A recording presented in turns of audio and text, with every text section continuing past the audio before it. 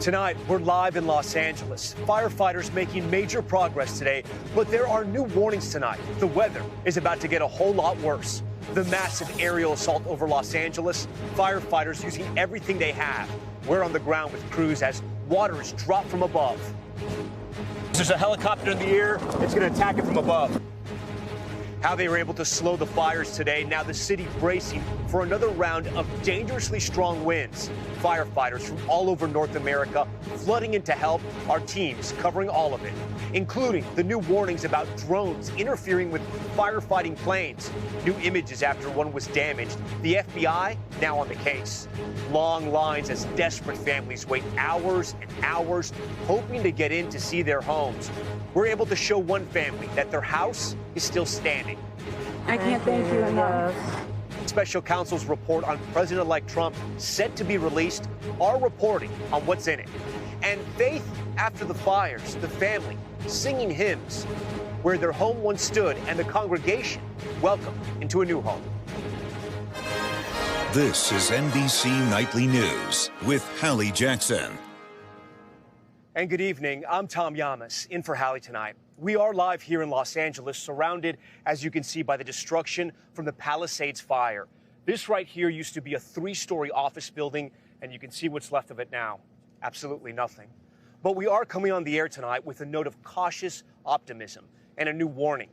Firefighters have made major gains in their battle to slow this fire, but the winds here are set to whip up again to extremely dangerous levels. A flood of resources are now pouring into the city. Firefighters from Mexico and Canada desperately needed equipment as well. And that war from above is ramping up. This was the scene throughout the day. Look at this, one aircraft after another, dumping water and fire retardant on the fires below. The governor's saying they're flying as many planes as air traffic controllers will allow. Officials also saying they expect the list of dead and missing to grow.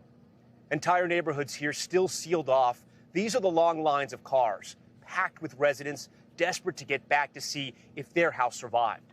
And police say there are too many possible looters infiltrating the evacuation zones, including some dressed as firefighters. We are covering it all tonight, but we begin with those firefighters on the front lines.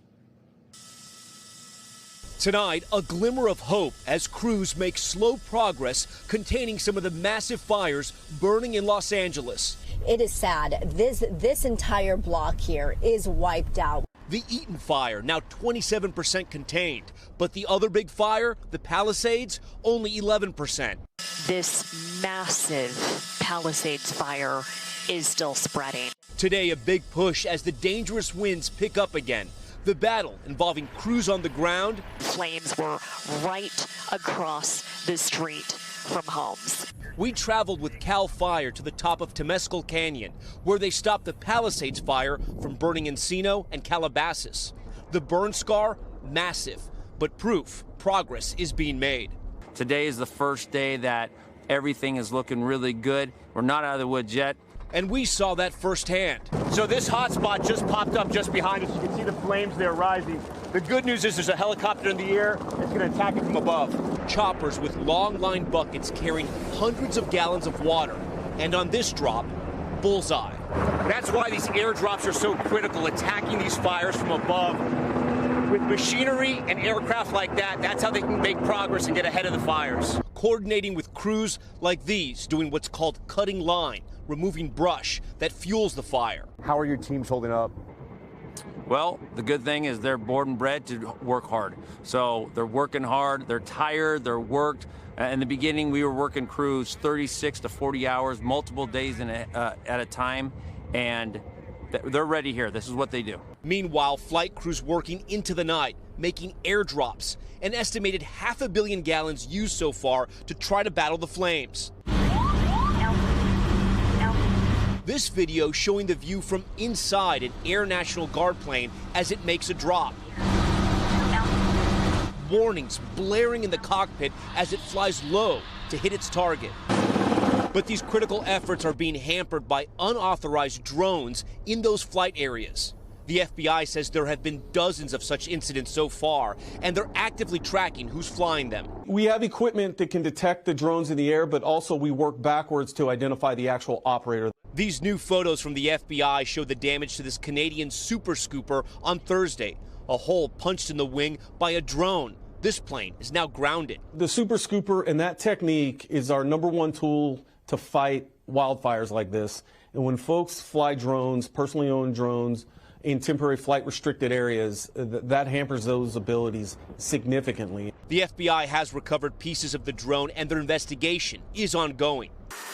As this wildfire battle is an international effort, fire crews arriving from Mexico on Saturday, joining other teams from Canada and 9 western states, from Oregon to Texas. We've got the resources. In an interview with NBC News, California Governor Gavin Newsom telling our Jacob Soboroff there are now 14,000 firefighters battling these fires, and now nearly 2,500 National Guard troops providing logistical support and security. As residents grapple with what they've lost, the community stepping up to fill in the gap. Thank you so much. Here at the famed Santa Anita racetrack in Arcadia, a marathon drive overnight collecting much-needed supplies like clothing, shoes, and bottled water and dispersing them to residents. It's just amazing seeing the support and how the community just comes together. And a happy conclusion to a story we told you about earlier this week. How do I get to my house? Casey Colvin losing his dogs in the fires on Tuesday. First responders were able to rescue one of them, but the other, Oreo, still missing. Tika, tika, tika.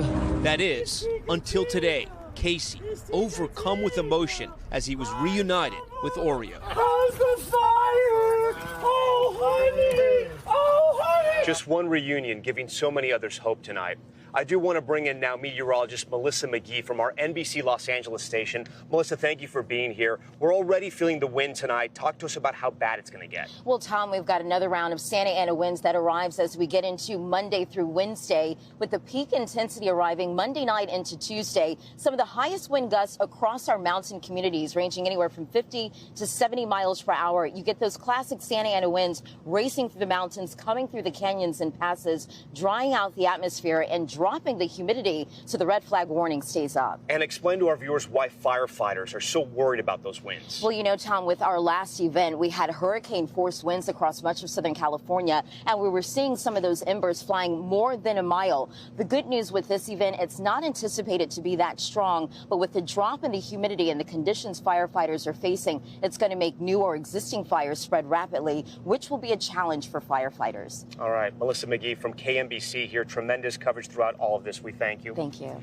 And some 150,000 people are under evacuation orders. Many still have no idea if their house is even still standing.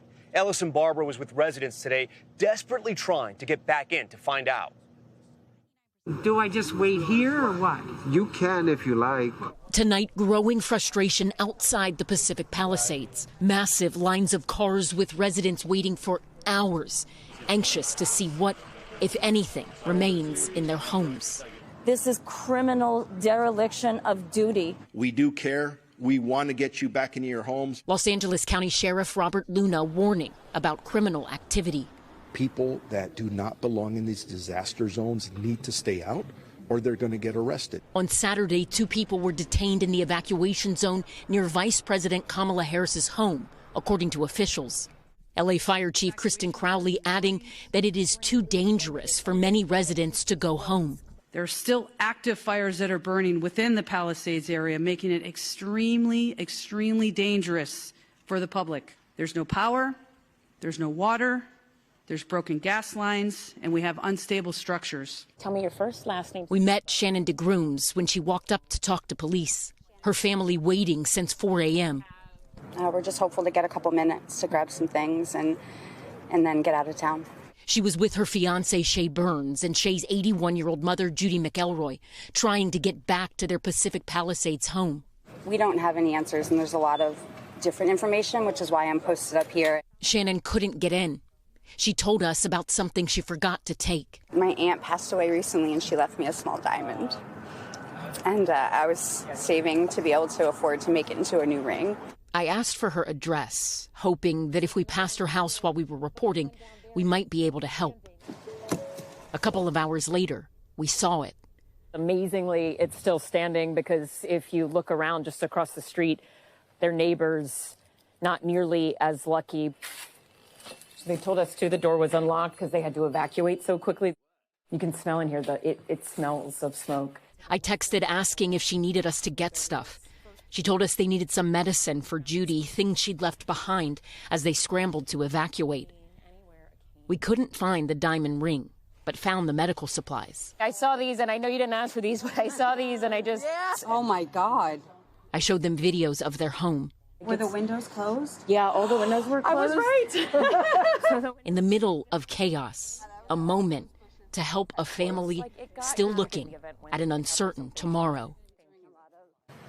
Ellison, some powerful reporting there. Are officials offering any updates on when residents can see their homes? You know, Tom, yesterday we did see and we spoke to residents who had been escorted by police up into their homes. But today, officers on scene, they were telling residents that their guidance comes from the fire department. Fire officials are saying right now they cannot let residents back up into the evacuated areas because it is not safe, especially, they say, as those winds are picking back up. Tom? And as the winds are picking up tonight here, we'll have much more from Los Angeles. We're back with the potentially explosive report into President Trump's actions surrounding the 2020 election. The special counsel's final report into that about to be made public. Here's Aaron Gilchrist. The resignation of special counsel Jack Smith made public over the weekend. But before he quit his post, he left behind a detailed report, including the findings of his investigation into President Trump's alleged interference in the 2020 election. That report now in the hands of Attorney General Merrick Garland, who intends to release it. Smith's investigation spanned 2 years and included interviews with hundreds of witnesses, including former Vice President Mike Pence. The clock is ticking for the report's release. Today, the president-elect on social media questioning why Smith should even be allowed to issue a report at all. Meanwhile, Team Trump preparing to head to Capitol Hill with more than a dozen of his cabinet picks set to begin confirmation hearings this week, including Marco Rubio for Secretary of State, John Ratcliffe for CIA Director, and Pete Hegseth for Defense Secretary. There is not a job that's more serious and more critical to our national security than Secretary of Defense, and we need a qualified individual in that job, and he just does not seem to have the qualifications. Democratic Senator and retired Navy Captain Mark Kelly critical of Hegseth ahead of his Tuesday morning confirmation hearing, wanting to see his FBI background report, so far only given to leaders of the Senate Armed Services Committee. Some Democrats on the committee concerned the FBI report may not be thorough enough for a cabinet pick facing controversy and negative allegations. It is bipartisan, like a, across the aisle. Folks want to see the FBI background checked. I think we should get an opportunity to take a look at it. Senate Majority Whip John Barrasso coming to Hegseth's defense. And I think Pete is going to be terrific in terms of recruitment, in terms of morale, in terms of returning America to a fighting force, which is what the American people really want. Aaron joins us live tonight from the White House. And Aaron, there's been a delay in the confirmation hearing for another controversial Trump cabinet pick. Yeah, Tom, Senator Barrasso says that Tulsi Gabbard's hearing this week to be Director of National Intelligence is being delayed because of a paperwork problem with the Office of Government Ethics. The former Congresswoman and veteran will likely face tough questions next week. Tom? Okay, Aaron Gilchrist at the White House. We are tracking a winter blast that is set to blanket much of the U.S. Temperatures 10 to 30 degrees below average for the Rockies, Plains, and the Southeast through the middle of the week. And in parts of the West, freeze warnings are in effect for tonight. When we come back, their church was destroyed, but their faith is still so strong. The powerful service today after they were welcomed into another church. Finally, from here in Los Angeles, the wildfires have taken away so much from thousands of residents. But for many, one thing has endured through all of it, their faith. Here's Morgan Chesky.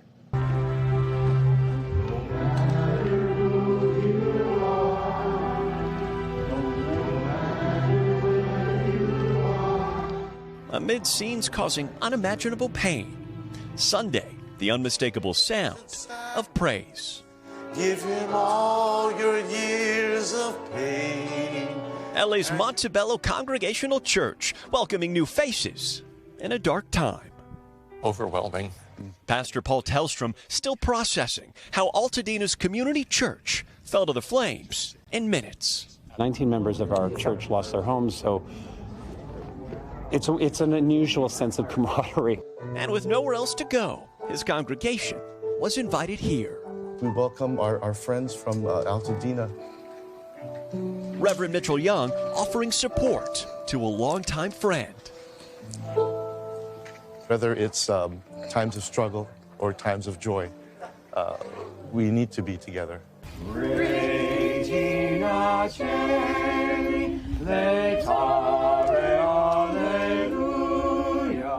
The Halpin family singing hymns amongst the ruins of where their home once stood. Among the items salvaged, a small statue of the Virgin Mary. For the Altadena church family, the first step forward, presenting their beloved pastor with new clergy stoles, symbols of renewal and hope after the fire took his. What do you want them leaving the service today knowing? Don't give up. Church is not a building. We are the church. It will rise from the ashes once again. Come and fill your land.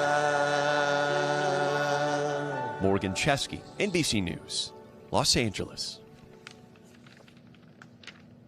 And if you want to help, we have a list of organizations you can donate to. That's on NBCnews.com, or you can scan the QR code on your screen right now.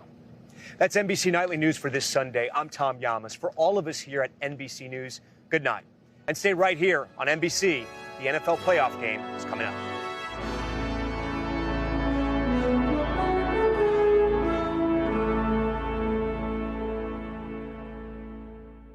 Thanks for watching. Stay updated about breaking news and top stories on the NBC News app or follow us on social media.